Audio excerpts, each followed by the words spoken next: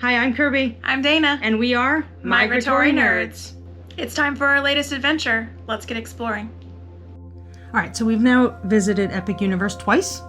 And so we wanted to give you a rundown of the ride vehicles from a will I fit if I am not a thin rail skinny person, and from an accessibility standpoint, so that you can make a determination on if you can ride these rides too. You're using the test seats out front to see if you actually fit.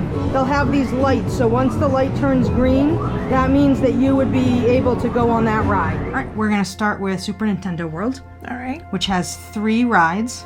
The first one is Yoshi's Adventure, which, despite being a very slow-moving ride, has a height requirement and a pull-down, real ride system Like lap a bar. lap restraint thing. So it you don't move very quickly, but at all.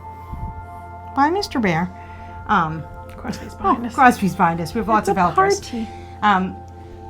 But since it's slow moving, they do have a wheelchair accessible car.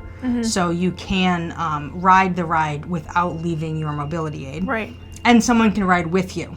There's a second small seat in there too. But I think we fit on all the rides that we tested. And that one was comfortable. You didn't feel too squeezed. I mean, I didn't think it was that comfortable. I can't believe they built this slow-moving kids ride with a height requirement and this kind of... But that's... Okay, the second one in Super Nintendo World is Minecart Madness. So that's a roller coaster. Pull-down lap restraint. It moves on a... You load on a moving conveyor belt.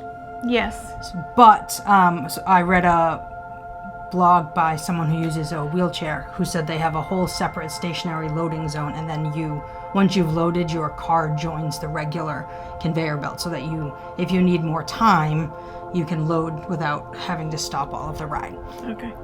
All right, so the seat at Minecart Madness was the pull-down lap restraint. Yeah.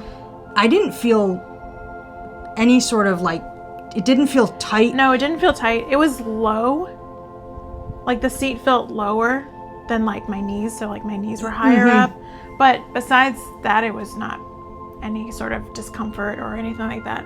And I didn't even feel that one sort of jostles you around. And sometimes in coasters with those lap restraints, I feel extra stuck tight in, and I didn't feel that in this one. So.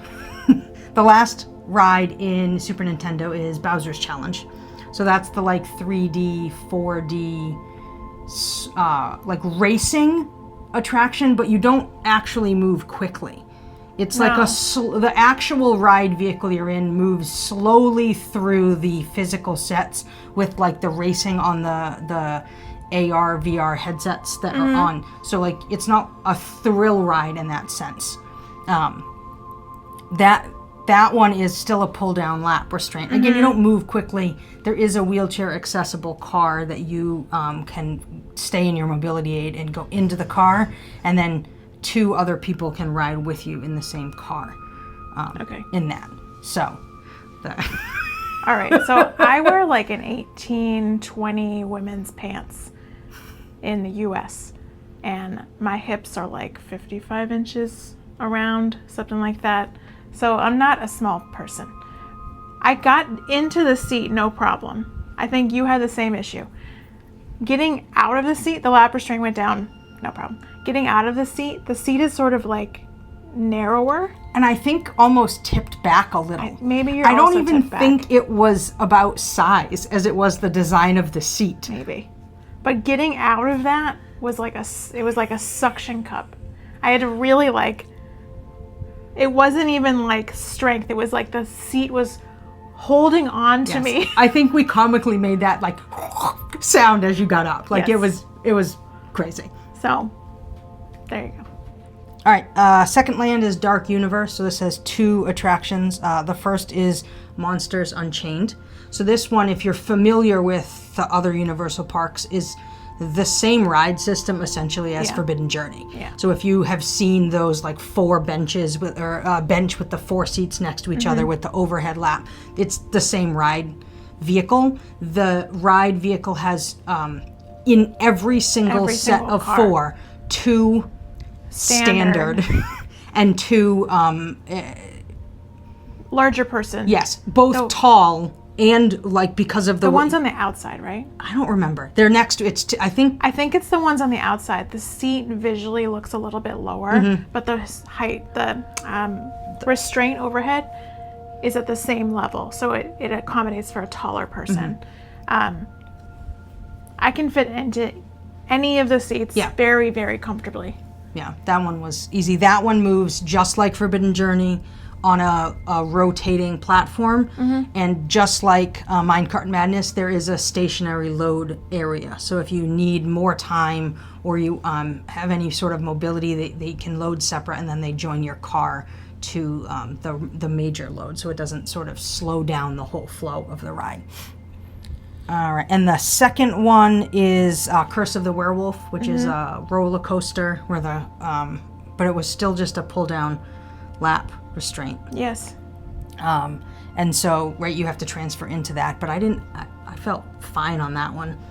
Yeah, I fit comfortably in that easily. Yeah, and so and I'll find the link and I'll put it in the description. Universal published an accessibility sort of PDF pamphlet. It talks about visual and hearing and all sorts of different, but one of the things it has is if you have to transfer from your car and all of that, and every one where you have to transfer, they have sort of either a modified seat or a like something that will help you get into the car. So like you can go from your wheelchair to what is essentially like a block or a bench, and then be able to slide into the seat to help you sort of get across into those coasters. So, all right, that is it for Dark Universe. Okay. So we're going to How to Train Your Dragon, Isle of Berk. All right. We did not ride Dragon Rally Racer. No. And I don't know if I'll see if I can find someone's posted a picture of the thing so that you can see it. But that's the one ride we didn't ride or see the test seat of, because none of us wanted to do it. That's the one where you can like make yourself completely flip around. over Yeah, and that's spin not a me that. thing. I don't and need not that. in a fast way. That looks like something I would vomit on. Yeah, so we didn't do that. We did do Hiccup's Wing Glider. Yes, that's fun. That's a roller coaster, just a regular pull down lap bar. That one was easy, and we fit in just fine. That one goes fast, but it doesn't go really upside fun. down. I really liked that. It's really that was fun. my favorite. And it tells a story, and it's cute. Yeah. Yeah. And then the last one is Fire Drill, which is like a slow moving boat where you get soaked, and neither time we wanted to get soaked, so we didn't ride it. But you can stay in a manual wheelchair. There is a wheelchair accessible boat. Obviously, it has to be a manual wheelchair because you will get wet. Yes. Soaked, I've heard. Soaked, yes. But there is no any sort of big restraint for that for if you're riding it regular. So, all right, on to the Ministry of Magic, the Harry Potter section. The one ride is the Battle at the Ministry. And again, if you're familiar with other theme parks, this is very similar to how Tower of Terror at Hollywood Studios. Those sort of like seats, it's benches, and it's just a seatbelt. Just a seatbelt. So that's pretty accommodating if you can get into like just a regular seat with the seatbelt. Pro tip: grab the seatbelt before you sit down and pull it all the way out in a continuous motion, because as soon as you stop, it locks in the place where you've pulled it, and you have to send it all the way back in to pull it all the way back up. So if you stand up or remain standing in front of your seat, pull the seatbelt all the way out, then sit down and buckle it, and then it'll retract. I fought with it the first time, and that was after a 3-hour wait, and I was my patience was low with the seatbelt. There you go. Yeah. All right, and then the last area is Celestial Park. Yep. And that has 2 rides, the carousel.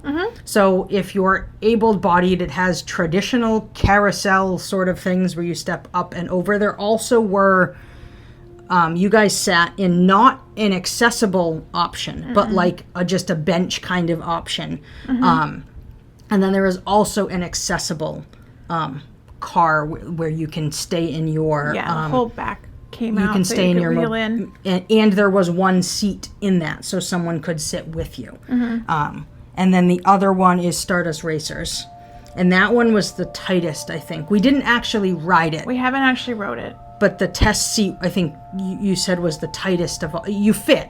I fit. I got it to the point where the little green light went off in the test seat, but it was very tight. It felt similar to Velocicoaster? Velocicoaster. I think it's a similar. Except this is overhead. It is overhead, isn't it? It goes overhead, but it doesn't go over your.